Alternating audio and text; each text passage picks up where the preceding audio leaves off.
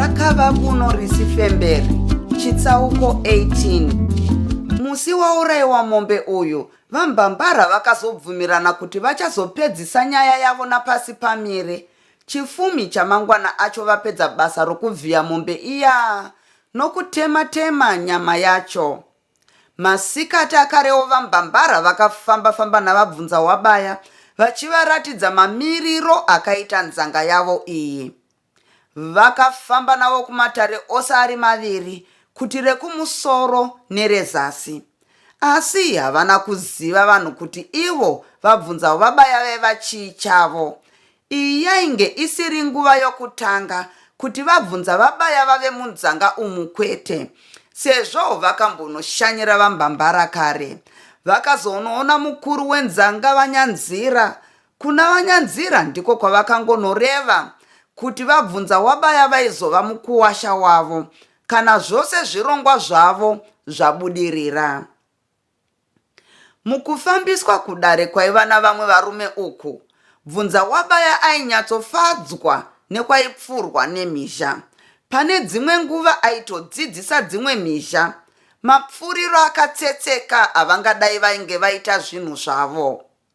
Mabatiro avaita zvokupfurisa uye namapfuriro avaita zviri nyore, zvairatidza zvoga kuti aiva mhangami chaiyo yedzimwe mhangami. Panguva yokuungana kumatare zuva rooneka nyika, sadza rounzwa, vanambambara vakanoungana navamwe kudare ravo rokumusoro iri. Vambambara vakanogara navaeni vavo vabvunza wabaya nanhopi yataira. Paiva navamwe vakuru. Nyaya dzapasi chigare dzaitsva zvadzo padare apa. Vamwe ndevakataura kuna vambambara nenzira yairatidza kuti vaikumbira nyama yokugocha. Vambambara vakazvibata ndokuzotuma nhopi yataira kuti anoratidza pasi pamire paangacheke chinhindi chenyama ingagochwe kudare. Nyama iyi yakauyiwa nayo ndokusvikopiwa kune chimwe chirume chainzi Guyo. Chimurume ichi chaiva chipfupi, chiine musoro wakaurungana uye nzeve dzakaramwa musoro nemhino dzakapwashama dziri hombe. Chaiva chitema. Zita iri rokuti Guyo rainge ratopfumbira kunyangwe raiva riri rekumadunurirwa. Chakaripiwa pamusana pamakaro acho enyama, kana chii zvacho chinodyiwa chinonaka. Mazino acho airira pakutsenga achikasika, kukuya zvose zvaipinda mukanwa kuti chikurumidze kutora zvimwe. Guyo pachakapiwa nyama kuti chiigoche, chakanzwa rufaro rukuru kwazvo nokuda kwekuremekedzwa uku. Chakaveza chimuti chakapeswa chokupindura nyama iya. Chakaigarira pasi kuigocha. Chairwera rute zvokuti chaikungura kuidya isati yaibva. Yaibva yomudzonga wokutanga, chakaibura kuti ipore chichikanda mumwe mudzonga pamabvunze.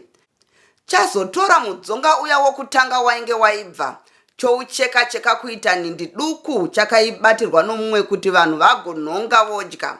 Asi nhango yokupedzisira yachainge chakabata chakaisiya iri huru ndokungoikanda mukanwa yakadaro zvokuti haina kukwana mukanwa yose. Yakatosara yarembera pamuromo nokuda kwekureba kwayo. Chakasvitsa hwati yaiva nenyama yakachekwa-chekwa iya kuna vambambara. Hachina kugona kutaura sezvo mukanwa macho mainge mazara nenyama yachaitsenga. Chakakasira kumedza nyama iya isati yanyatsoota mukanwa, chichiitira kuti chizonhonga imwe isati yapera nevanhu. Iyowo nyama iya ikati, wakurumidza kundimedza kutsenga kuchadiwa. Sezvo yaiva refu uye iri hobvu, chidimu chakatanga kutsengwa ndicho chainge chatomboti otei zvishoma, chaita sekupfava.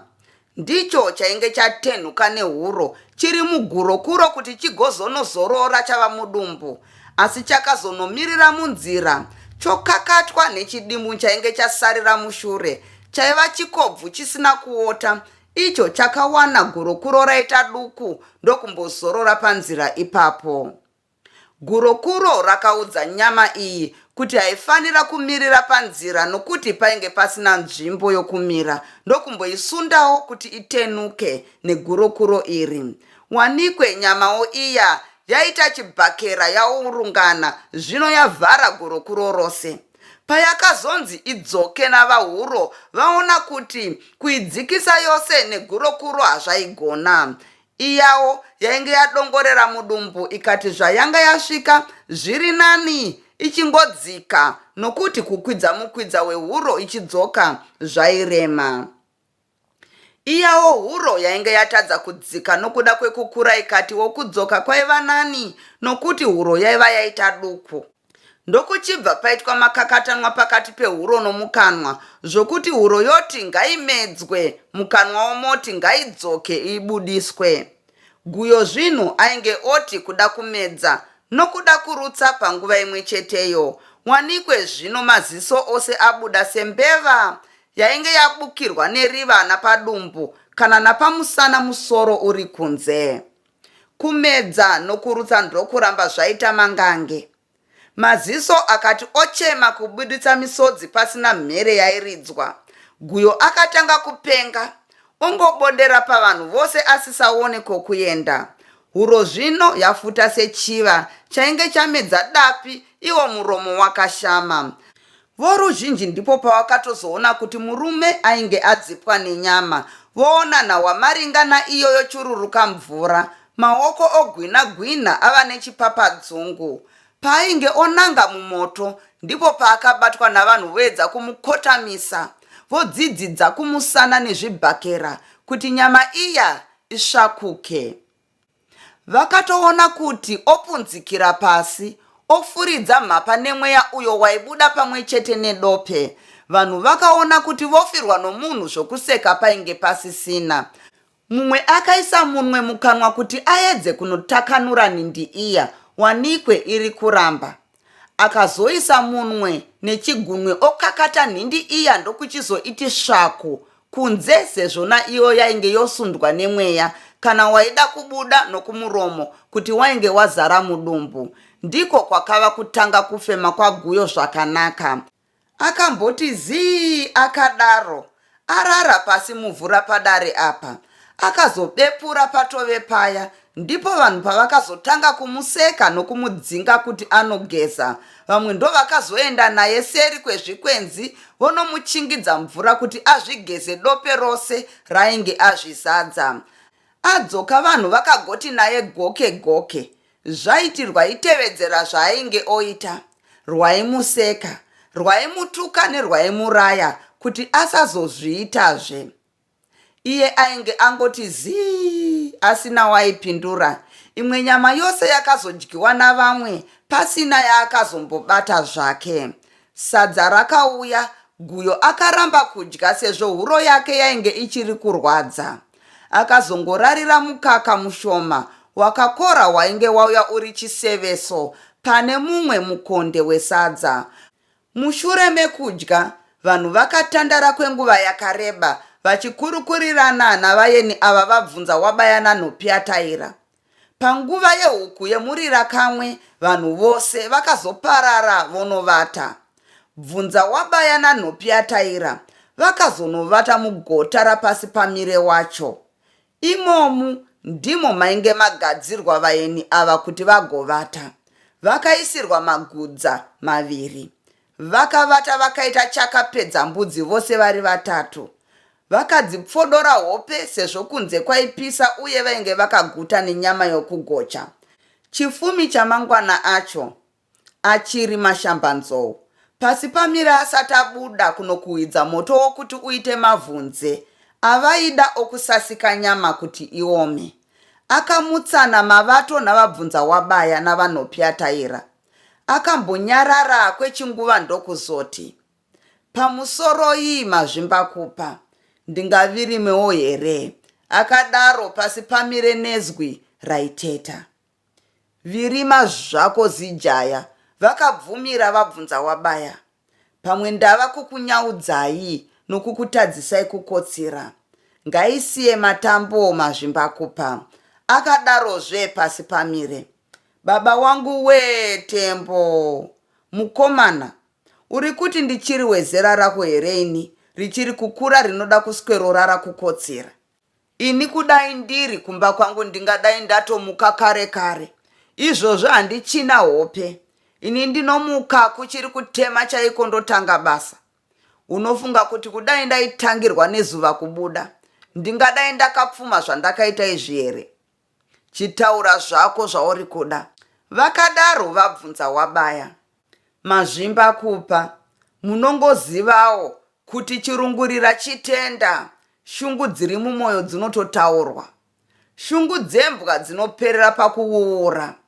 Ndakabayikana kwazvo neshungu nezuro, ndichiudzwa navanhopiyataira kuti imi muri mhizha ine mukurumbira kwazvo. Zvino nhuna yangu ndeyekuti ndionewo mapfuriro amunoita pabasa renyu irori. Ini ndine chido chose chokuda zvekupfuura izvozvi kana kuti zvoumhizha izvi.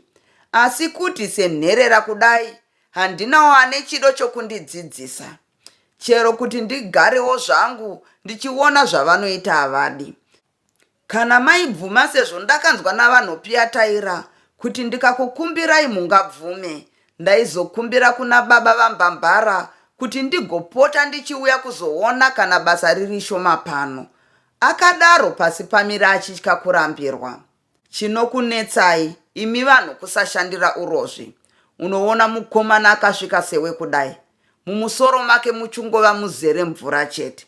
Kudai waida zvako sewe kudai, sezvo ndakanzwa kuti uri nherera uye uri pano uri kutema ugariri. Ndaitokudzidzisa zvokupfuura izvi, ukapedzisira wava mhizha chaiyo. Zvose zveurombo hwako izvi ukazvikanganwa. Asi unoona uchitoda zvekuti upfume, iwe wagara usina chauri kuita. Iwe ndiwe unototsvaka upfumi mukomana, kwete kuti upfumi hukutsvake iwe wakagara. Hameno kuti chauri kunyatsoda chii? Kuda kungoona here ndichiita basa rangu, kana kuti unenge uchida kudzidziswawo zvoumhizha zvacho? Vakabvunza zvavo vabvunza Wabaya, vaziva kuti vabaya mwoyo wake. Mazvimbakupa, chokwadi, nhuna yangu iri pakuti ndidzidziswewo zvoumhizha izvozvi. Matauriro andanga ndaita ndeyekukwira gomo hutenderera Mazvimbakupa. Akapindura asisazive kuti ofara here kana kuti aibatwa kumeso. Chinzwa pasi pamire. Ina handina godo nani chido chekuda kudzidziswa umhizha ini. Ndinonzi Mazvimbakupa. Ndinopa. Kana ndikasapa maoko angu anozvimba. Ndinoda zvikuru sei kuyamura nherera dzakaita sewe kudai. Asi pane chinhu chimwe chete chandisingadi. Handidi kudzidzisa munhu ane usimbe. Handidizve munhu anovata nezamu mukanwa. Paumhizha apa, pane mabasa anoda kuitwa anofanana nekunotsvaka matanda omutsatsati, uyo unoita mavhunze kana kuti mazimbe akanaka, okuti akavhutirwa nemvuto anogara kwenguva refu aine mwoto. Kunodiwa basa rokunovhutira mvuto. Kunodiwa mvura yokutuvidza mhangura inenge yapera kuroorwa. Panodiwa kuponorwa mbato dzehwati dzomupfuti dzokuburitsa mhangura inenge iri muvira.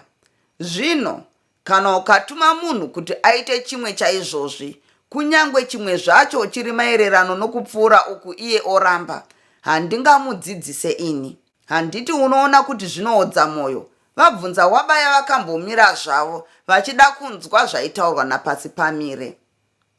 Izvozvo chete here Mazvimbakupa? Pane munhu here angarambe kuita zvinhu zvidiki zvakadai, iye achida kudzidziswa zvinhu zvikuru?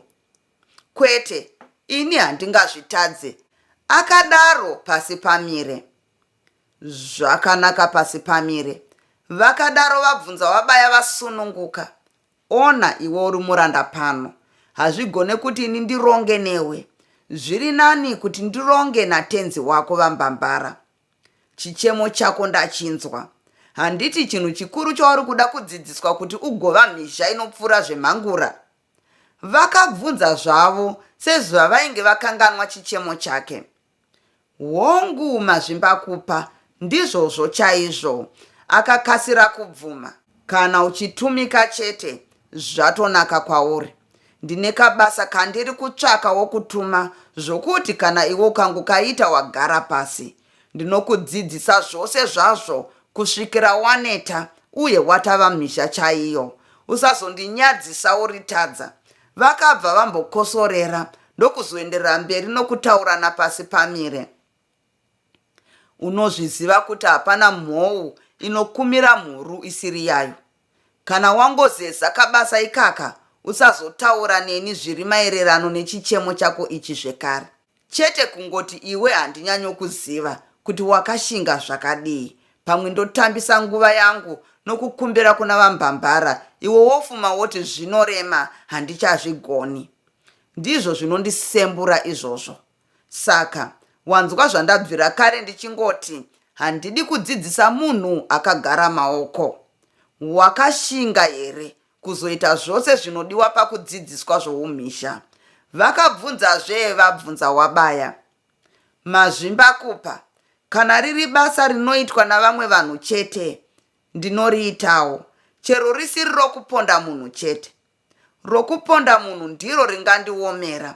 Akapindura pasi pamire achishushikana kuti raimbova basai. Kwete, handingakutume kuita basa rine ngozi rikadaro pasi pamire. Ibasa chairo rinongoda maoko namakumbo ako saizvozvi. Vakadaro vabvunza wabaya. Chete, handingakuenderei mberi Mazvimbakupa.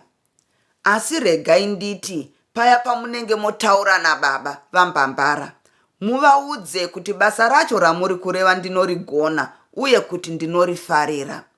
Muvanyengetedze kuti vabvume kundibvumidza.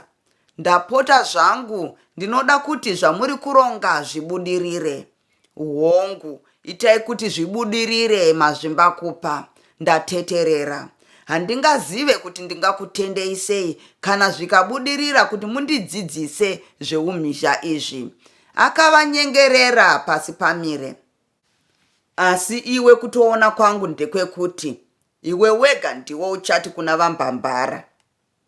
Aiwa baba, basa randiri kunzi ndiite kuitira kuti ndigovawo mhizha handiridi. Ndinoda zvangu kufa ndiri rombe, ndiri murombo. Vabvunza wabaya vanga vabvuma zvavo kundidzidzisa, vanga vazvipira kundipa nhaka inokunda yandakasirwa nababa vangu, asi ini ndaramba zvangu. Shave rekuramba kupfuma nokubudirira ndiro randigara. Handiti wazviona pasi pamire. Chienda zvako nesa moto panze, mugokurumidza kuomesa nyama yavambuya iyi. Uchazoziviswa navambambara zvose zvaticharonga navo. Chienda. Vakadaro vabvunza wabaya vaona kuti vainge vamudema kare. Maita zvenyu Mazvimbakupa. Imiwo baba, vanhopyataira. Munozivawo nhamo yangu sekukurukura kwatakaita nezuro pamusoro pekuda kudzidziswa zveumhizha izvi. Chisarai muchindinyengetedzera vabvunza vabaya kuti vasasandure pfungwa dzavo idzi dzokuda kundibatsira. Akadaro pasi pamire. Uri kungozvinetsa zvako pasi pamire. Murume uyu bvunza wabaya akasiyana kwazvo navamwe varume vanotaura zvavasingaite. Watoita mhanza yakanaka iwe. Kana vambambara vangobvuma chete chido chako chazadziswa. Vakatsinhira vanhopyataira, vowedzera chidokwa-dokwa chapasi pamire pane izvi. Pasi pamire akaenda kunokuhwidza moto panze pavainge vasiya vaisa matanda zuva rainge rapfuura iri. Mupfungwa dzake aingozvishusha achiti, chingava chii chaizvo chavanoda kuti ndiite? Ibasa rudzii rinonzi ringarambwe kuitwa nemunhu? Ndekupi chaizvo kwavangade kuti ndiende? Kunyangwe zvooma sei, ndinotombozviedza chete. Matanda masairirwa, ungangosiya nerakaora. Vatondinonokera kundiudza. Kutombomuwana zvangu munhu anoda kundidzidzisa zveumhizha. Haasi wekuti ndingasiyane naye ini. Iyi ndiyo nhaka huru chaiyo yaanenge andipa. Ndikangogona chete zveumhizha izvi chokwadi, iko kunonzi kuwedza kwacho, kunonzi kunonocherwa mangura ndinokusvika, kunyangwe ndisingakuzive. Ndinongobonderawo, inga amai nababa vangu vanoti vakabva pedyo naikoko ini ndiri muduku kwazvo vakasvika kuno 1, ini ndinokutsvaka ndikasvika chete. Zvino kana zvakadaro chete, ndatopfuma ini ndinoda kubva nedanga rangu remombe, kunyangwe zvekutema ugariri izvi ndinobva ndasiya. Kunyangwe zvake Youkai akatorwa zvake nabvunza wabaya, iye andidzidzisa zvokupfuura ndava mhisha hazvina basa. Kunyangwe iye Pfumisai angagare zvake ndotsvaka mumwe, asiwo ndikangopfuma chete Youkai asati atorwa nabvunza wabaya, ahiwe, pamwe angangoda ini achitiza bvunza wabaya, asiwo apa bvunza wabaya angandiuraye chokwadi. Zvisinei, bvunza wabaya ngaatore zvake Youkai, chero andidzidzisa chete zveumhisha izvi. Zvinoratidza kuti bvunza wabaya ane mwoyo chena. Chinhu chimwe chete chaakangoipira ndiko kuuya kuti azonditorera Youkai nekuda kweupfumi hwake uyu hwandisina ini. Pamwe ndingangodaro ndichizvinetsa nezvaYoukai, iye akatosandura mwoyo wake oda bvunza wabaya. Munoti zvingarege nei ipo pachiurayiwa mbudzi nemombe kudai? Chokwadi, pane zvaYoukai hapachina changu apa. Zviri nani kuti zvekudzidziswa zveumhizha zvibudirire izvi. Handingati kurasikirwa naYoukai, ndozoti zvekurasikirwa nekudzidziswa zveumhizha. Kanawo ndazopiwa Pfumisai hazvinei, ndinongotiwo ane bvupa ane nyama, hazvienzane nekubata hwohwa. Pari zvino handingamboda kuti vabvunza wabaya vazive kuti ndikangogona chete zvekupfuura izvi, ndinobva ndazviendera kuwedza kunotsvaka mangura. Pamwe vangabva vaita godo rokuti ndingazovakunda kupfuma. Ndongoita zverinonyenga rinohwarara rinosimudza musoro rawana. Asi kutaura chokwadika, mwoyo wangu uri kuramba kuti ndikanganwe nezvaYoukai. Mwoyo wangu uri kumuda zvokuti kudai bvunza wabaya aizviziva, aindibaya nepfumo chete. Asiwo kana ndikangopfuma chete, iye kana achiri kundida chete, chokwadi ndingamutsikinure chete kubva kuna bvunza wabaya ini. Youkai anondida nemwoyo wangu. Ndoita sei chaizvo nezvaYoukai? Hameno, ndongoonawo zvichaitika. Pasi pamira akapedza kukwidza moto aine pfungwa idzi, mwoyo wake waingofarira vimbiso yekudzidziswa kupfuura mhangura uku. Aitozviona ava mhizha chaiyo pakati pavamwe uye apfuma kwazvo. Ndatenda nekuteerera kwenyu.